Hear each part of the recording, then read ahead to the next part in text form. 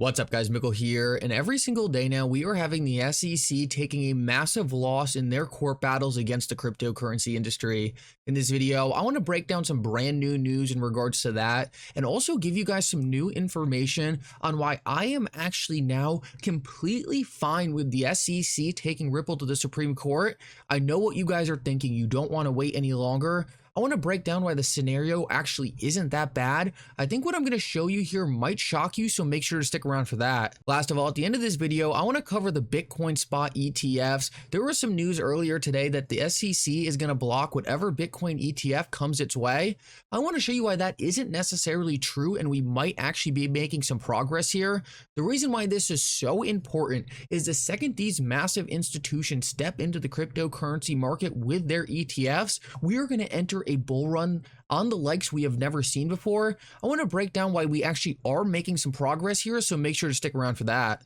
Like always, your support means so much to this channel. If you enjoy these videos, make sure to take a quick second to like this video and subscribe to my channel. It's really going to help me out so much. Also, if you ever need a good place to buy some XRP or the Flare token, make sure to check out my favorite exchange, Uphold, down in the description of this video. With that said though, let's jump right into it, and I hope you guys enjoy the content.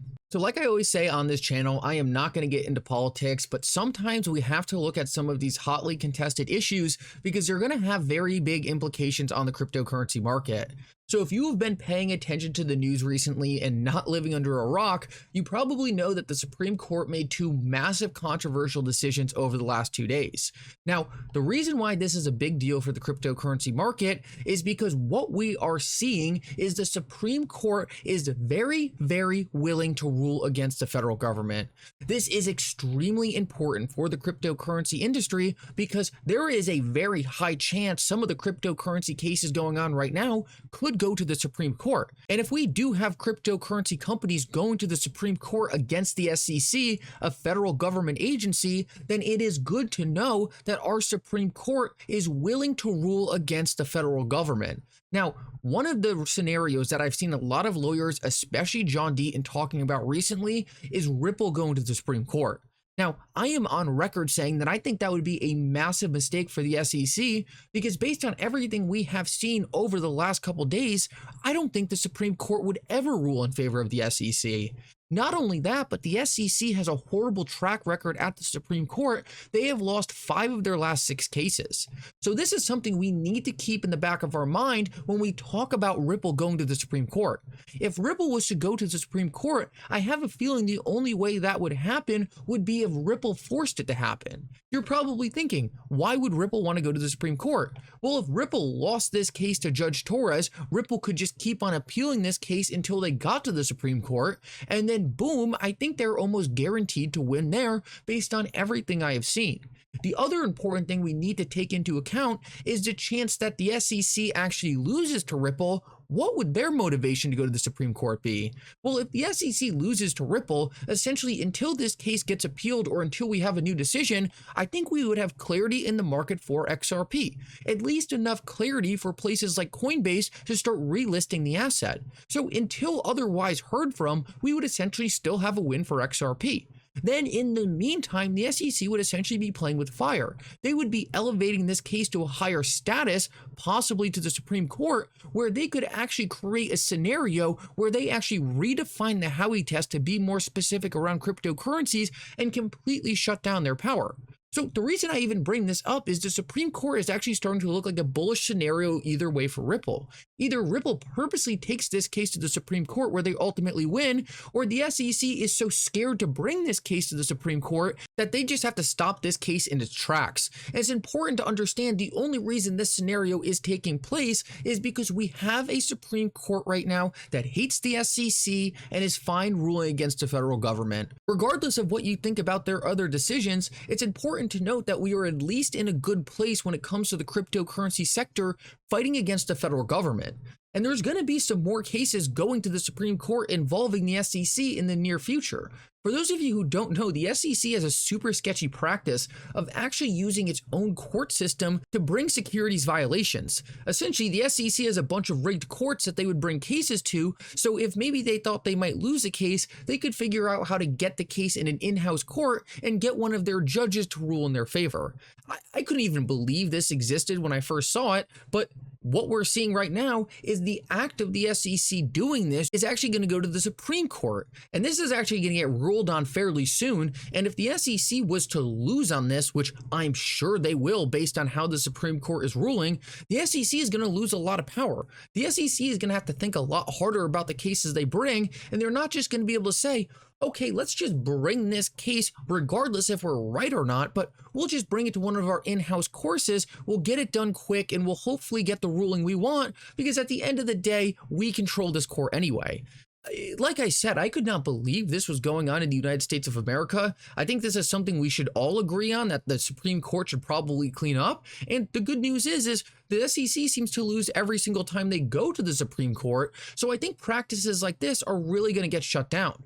But I hope this gives you a better understanding, regardless of what you think about the political environment right now, that at least when it comes to cryptocurrencies, we were actually in a pretty good place. If the SEC had a Supreme Court that would just rubber stamp anything they said, the SEC would be taking all these cases to the Supreme Court.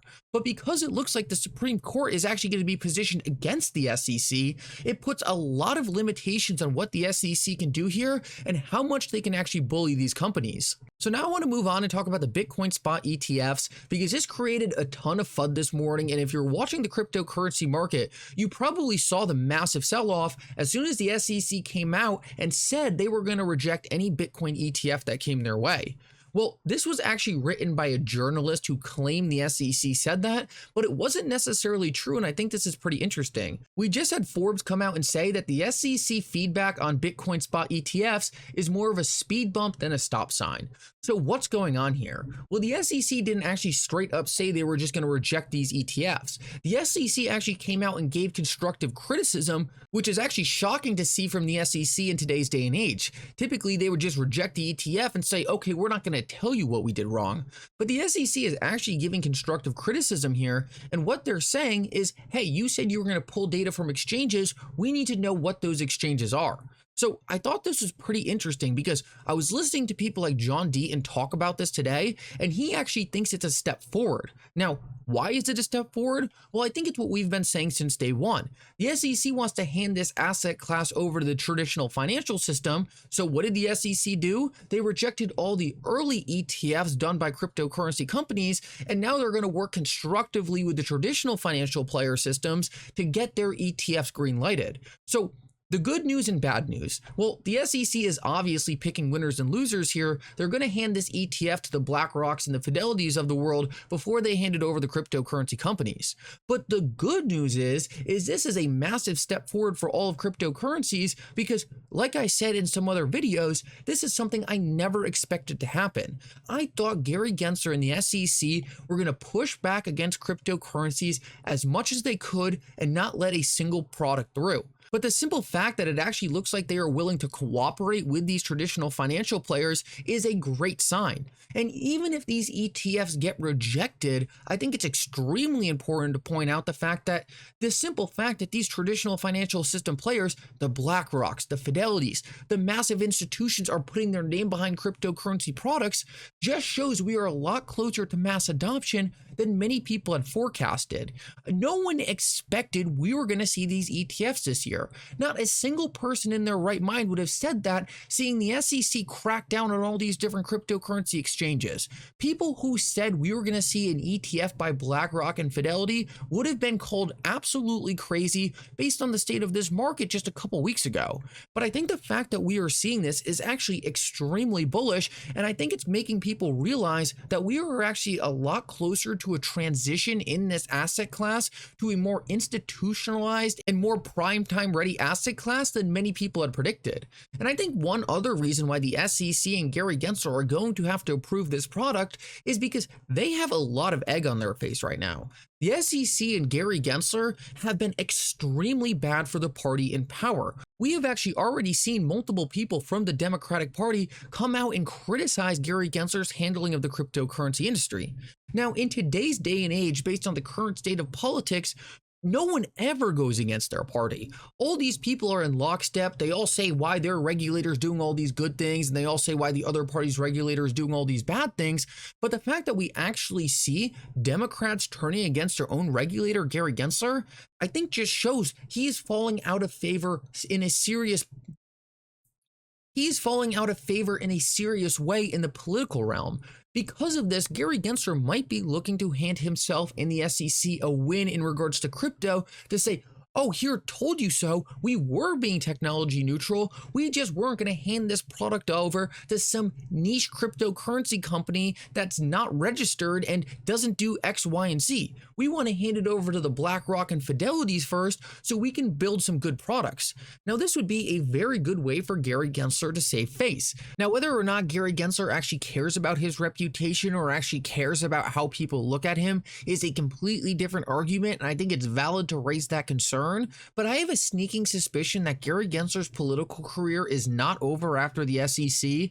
I have a feeling this guy has other plans, other endeavors he wants to go on in politics, and if that is the case, he is going to want to make sure that he at least gets the Democrats on his side back to thinking that he at least tried to do a good job. A good way of doing that would be to simply approve these ETFs to show, hey, I'm not just looking to kill cryptocurrencies, I legitimately saw an issue with what was going on in the cryptocurrency sector, and these new products were different. Now, like I have been saying, I don't agree with these views. I think it would be a way for him to save face, but I do think it makes sense, and I do think that's an incentive for him to actually approve these products.